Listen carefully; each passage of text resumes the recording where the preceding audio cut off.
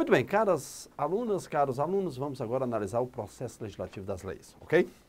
Do processo legislativo das leis, vamos ver o processo de elaboração das leis ordinárias e das leis complementares, ok? Só relembrando, a lei ordinária é aquela que trata dos assuntos em geral.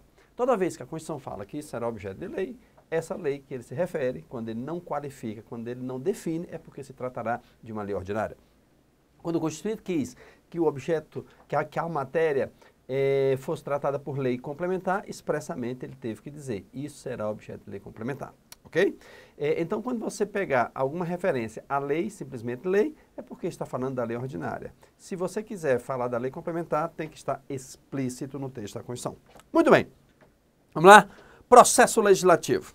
Processo legislativo das leis. Antes de analisarmos o processo legislativo das leis, vamos ver alguns conceitos. Alguns conceitos que eu chamo de necessários. A distinção entre lei federal e lei nacional. Primeira coisa, meus amigos, minhas amigas, eu não vejo essa diferença que eu vou falar para você. Mas eu, como professor de cursinho preparatório para concurso, eu não posso pensar. Eu tenho que informar o que os examinadores podem pensar.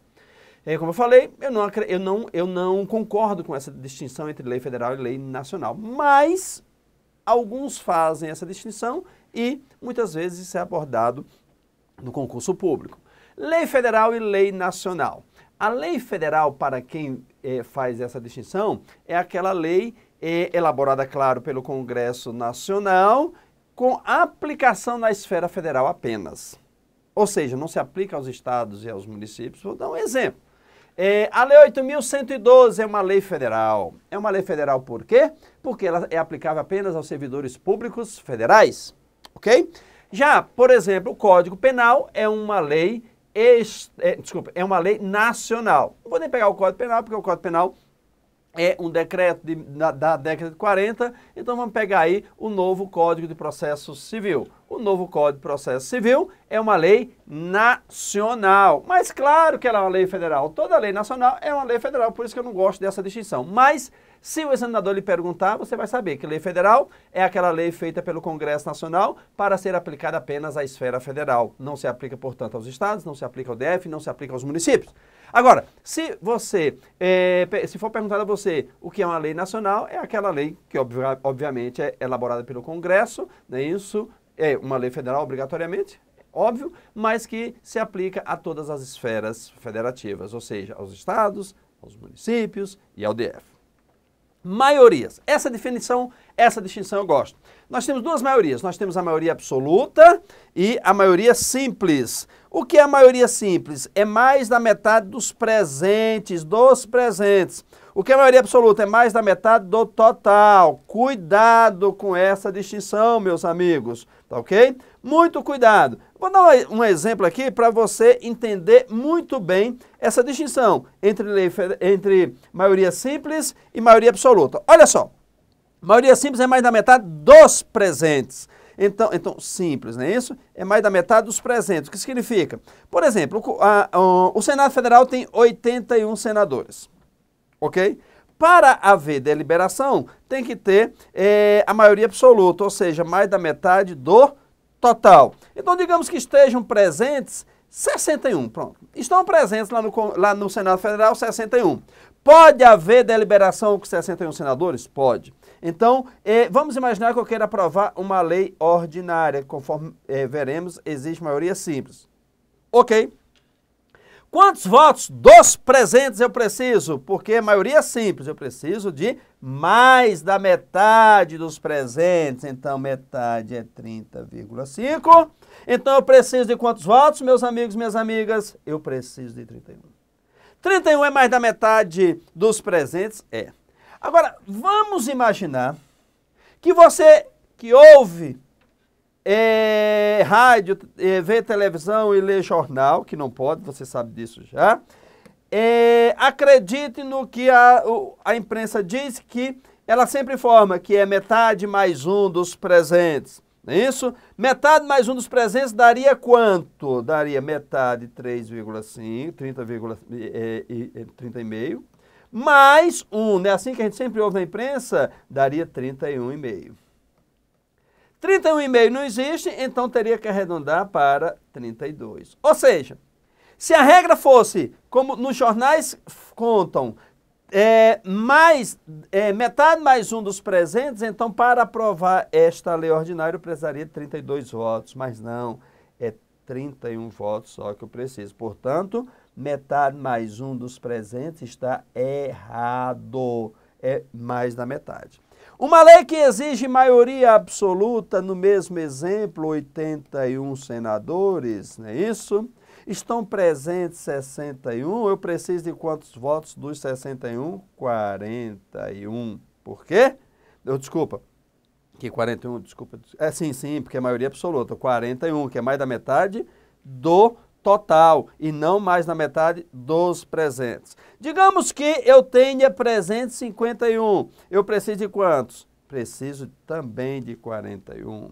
Vamos imaginar que eu tenha presentes 41. Quantos votos eu preciso dos 41? 41. Vamos imaginar que eu esteja com todos presentes 81. Quantos dos presentes eu preciso? 41. Ou seja, a maioria absoluta exige para aprovação de uma lei sempre o mesmo número de votos, pelo menos 41.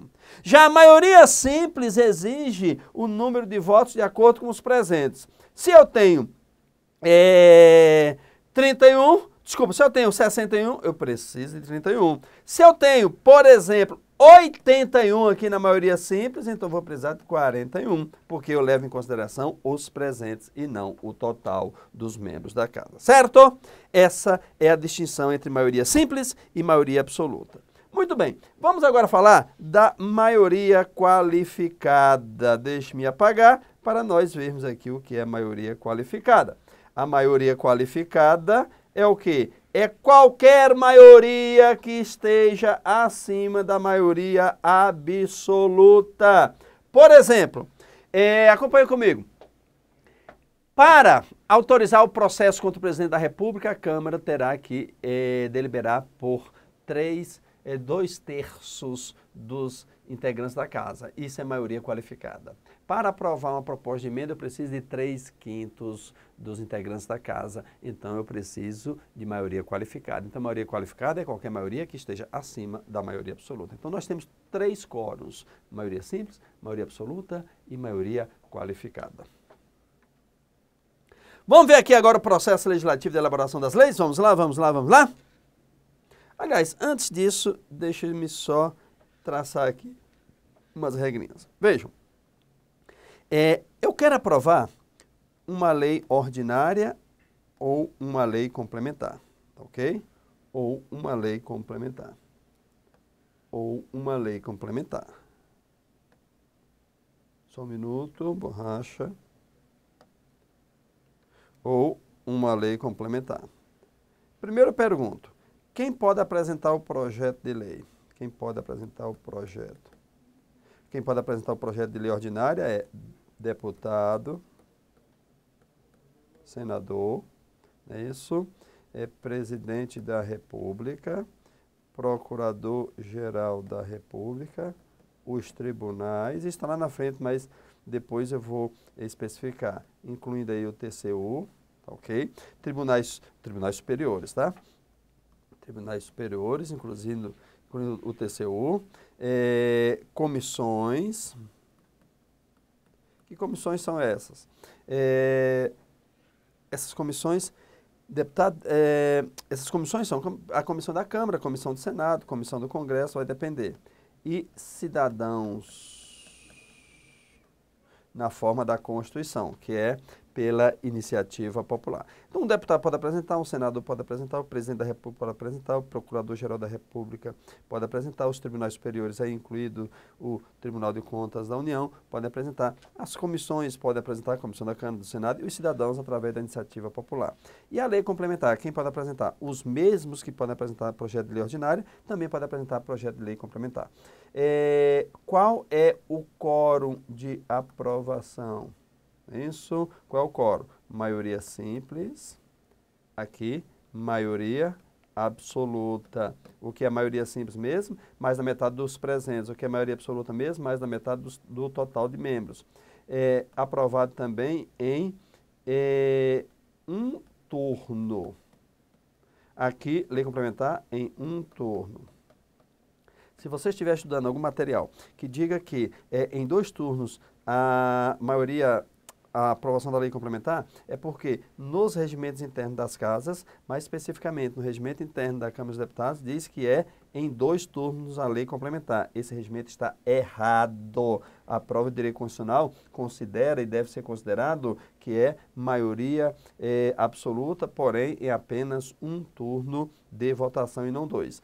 Qual é cadê? Então, a prova em 1 turno, obviamente, maioria simples ou absoluta. Casas, em quantas casas será aprovada? Será nas 2 casas e nas 2 casas. Então, em ambas as casas. Mas ele não é 1 turno? Sim, 1 turno numa casa, outro turno noutra casa. Certo, pessoal? Muito bem. Vamos voltar para o nosso esqueminha. Isso aqui é o esquema geral, ou seja, lei ordinária tem os legitimados para apresentar o projeto, tem o quórum de aprovação, maioria simples, maioria absoluta, nas 2 casas, em um único turno de votação. Certo? Muito bem, vamos agora ao esquema mais detalhado. Aqui eu apresentei um esquema geral. Aqui eu apresentei, acompanhe comigo, aqui eu apresentei um esquema em que eu tenho apenas a preocupação em demonstrar quem pode apresentar o projeto, quem aprova, como aprova em termos gerais. Agora vamos especificar detalhadamente a lei ordinária e a lei complementar, passo a passo dentro do Congresso Nacional, nas 2 casas, não é isso, como nós vimos, em um único turno de apreciação e votação. Vamos lá. Então, lei ordinária e lei complementar. Então, o processo legislativo que apresentaremos aqui presta-se tanto para a lei ordinária quanto para a lei complementar. Só lembrando que a única diferença que há entre a lei ordinária e a lei complementar é o quórum. A lei ordinária, maioria simples. A lei complementar, maioria absoluta, que nós já sabemos disso. Tirando essa diferença, o resto é igual. Quem pode apresentar projeto de lei? Já falamos, vamos repetir. Presidente da República, deputado, senador, comissão da Câmara, comissão do Senado, comissão do Congresso, STF, tribunais superiores. Lá eu coloquei tribunais superiores para incluir também STF, mas aqui nós detalhamos melhor. E, como já falei, não esquecer que Tribunal Superior entenda-se, compreenda-se aí também Tribunal de Contas da União. PGR e, por derradeiro, cidadãos na forma da Constituição. Só lembrando, meus amigos e minhas amigas, quem é o cidadão que pode apresentar projeto de lei? Qualquer cidadão? Não. São cidadãos na forma da Constituição. E como é na forma da Constituição? É por iniciativa popular. É pelo menos 1% do eleitorado nacional representado em pelo menos 5 estados, cada estado representado por nada menos que 0,3% de cada um desses 5 estados. Portanto, se eu consigo 1% do eleitorado nacional em apenas 3 estados, não vale. Se eu consigo os 5 estados, mas o total dos 5 estados não dá 1% do eleitorado nacional, então também não vale. Tem que ser cumulativo, ou seja, 1% distribuído em pelo menos 5 estados. Discussão. Já falamos nas 2 casas. É isso. Mais o quê? Mais um turno de votação. Votação e quórum. Qual a votação? Lei ordinária, maioria simples. Lei complementar, maioria absoluta, como nós já vimos no esqueminha anterior. Continuemos. Apresentação do projeto, não é isso? Então vamos imaginar e vamos dar cada passo dentro desse processo legislativo. Vamos ver e vamos apresentar o projeto de lei lá na Câmara, por exemplo. Eu poderia dar um exemplo com o projeto sendo apresentado no Senado? Poderia, mas eu quero dar o exemplo do projeto sendo apresentado na Câmara dos Deputados. Mas poderíamos ser no Senado Federal. No decorrer da discussão, eu vou, em determinados momentos, invertendo como se tivesse sido iniciado no Senado Federal, ok? Então, eu dei entrada na Câmara dos Deputados. Então, obviamente, foi um deputado quem apresentou o projeto. Essa casa é chamada, por ter iniciado o projeto lá, de casa iniciadora. Claro, se tivesse sido no senador, seria no Senado, e aí o Senado seria casa iniciadora. Aí eu aprovo lá na Câmara. Aí eu mando para o Senado vai ser a nossa casa revisora. Muito bem, o Senado recebe, a casa revisora E o Senado pode fazer o que com este projeto já aprovado na Câmara, professor Zélio? Pode fazer isso aqui. Ele pode aprovar. E aí, professor Zélio, se ele aprovar, o que é que vai acontecer? Veremos já já. Deixa aí em stand-by. Pode rejeitar. E aí, professor Zélio, o que acontece com o projeto de lei rejeitado no Senado se ele já havia sido aprovado na Câmara? Aí ele vai para o arquivo, meu amigo. Exato. Por quê? O nosso processo legislativo, ele parte do pressuposto do bicameralismo. O que é o bicameralismo? As casas do Congresso têm que trabalhar em sintonia. O que uma casa faz, a outra deve rever. E os projetos se transformam em lei a partir da conjugação das vontades das duas casas. Isso, claro, em determinado momento não tem como ser aplicado e aí tem soluções que veremos no futuro. Mas a regra o objetivo é uma confluência de opiniões, ou seja, a concordância das duas casas. Nesse sentido, é que a Câmara aprova e o Senado tem que revisar e aprovar. Mas, e se não aprovar? Calma! Então já sabemos que rejeitou. Ao rejeitar, morre, porque as duas vontades não chegaram ao consenso. Ou pode emendar. Se eu aprovei, veremos daqui a pouco o que acontece. Já veremos o que acontece. Se rejeita, vai para o arquivo. Morreu o assunto. E se rejeitou, meus amigos, morreu o assunto, e esse assunto, acompanhe comigo, não pode retornar no mesmo ano. Não pode retornar na mesma sessão legislativa, que é o período de funcionamento de um ano. Se rejeitou, dançou, salvo. Se qualquer das casas reapresentar o projeto aí por maioria absoluta dos deputados ou do senador. Portanto, é possível um projeto de lei, aquela matéria retornar em novo projeto de lei na mesma sessão legislativa? Desde que é apresentado por maioria absoluta. Então, olha só que interessante. Eu apresentei um projeto de lei ordinária. Qual o quórum para aprovação? Maioria simples. A Câmara aprovou, o Senado rejeitou. Ok? Rejeitou. Com maioria? Simples. Ok? Muito bem. Aí a Câmara indignada vai lá e consegue a assinatura de maioria absoluta dos seus integrantes. E aí apresenta outra vez. Aí manda para o Senado. Aí o Senado não dá a maioria simples, ou seja, não aprova. Moral da história, não vai mais para lugar nenhum. Emenda, mas eu posso ter emendado. Se eu emendei, qual é o próximo passo? Vamos ver, vamos seguir a setinha. Retorna à casa iniciadora, lembram disso? A casa revisora emenda. Vou dar um exemplo. Digamos que esta emenda, vamos trabalhar com números que fica fácil o raciocínio. Vamos imaginar que saiu da Câmara uma proposta, vamos lá.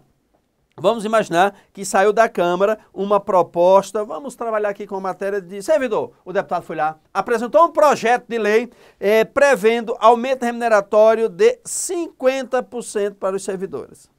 Como é ano eleitoral, vamos imaginar que seja ano eleitoral, então eles vão lá, querem 50%.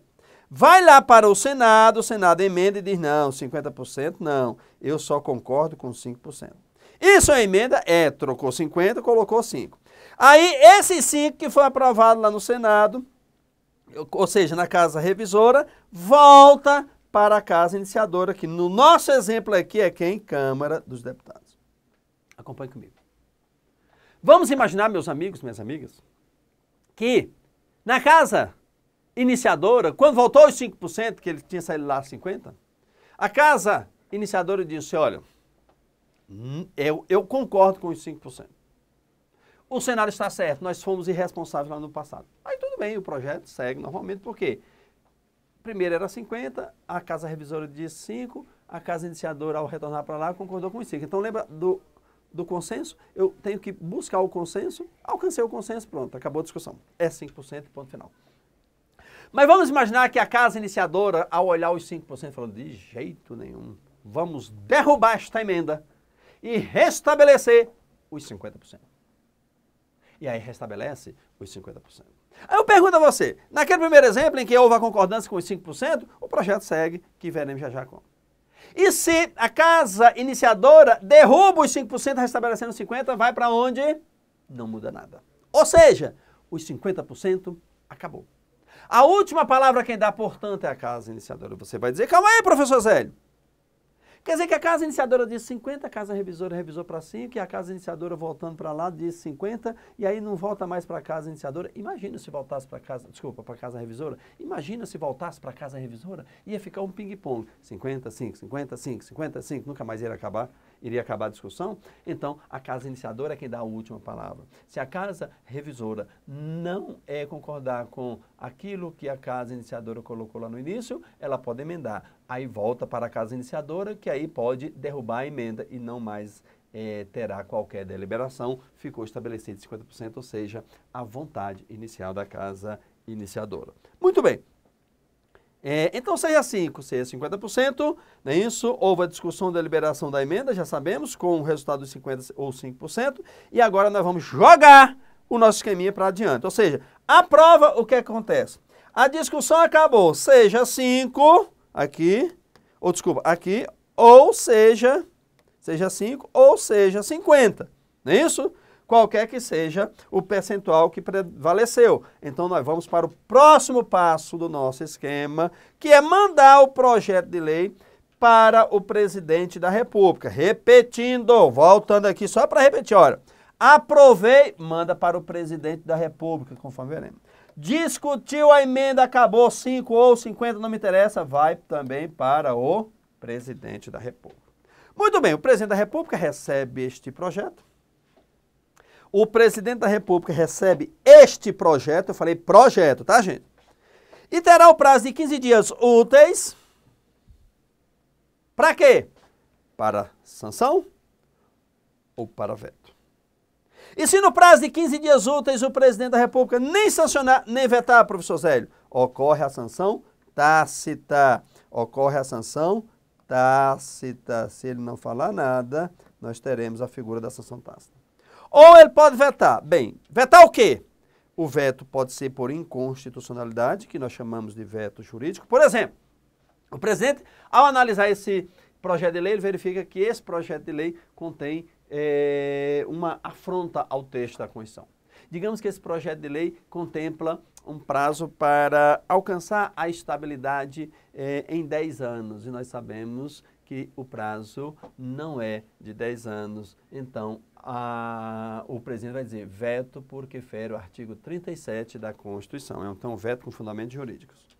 Ou ele pode considerar o projeto contrário ao interesse público.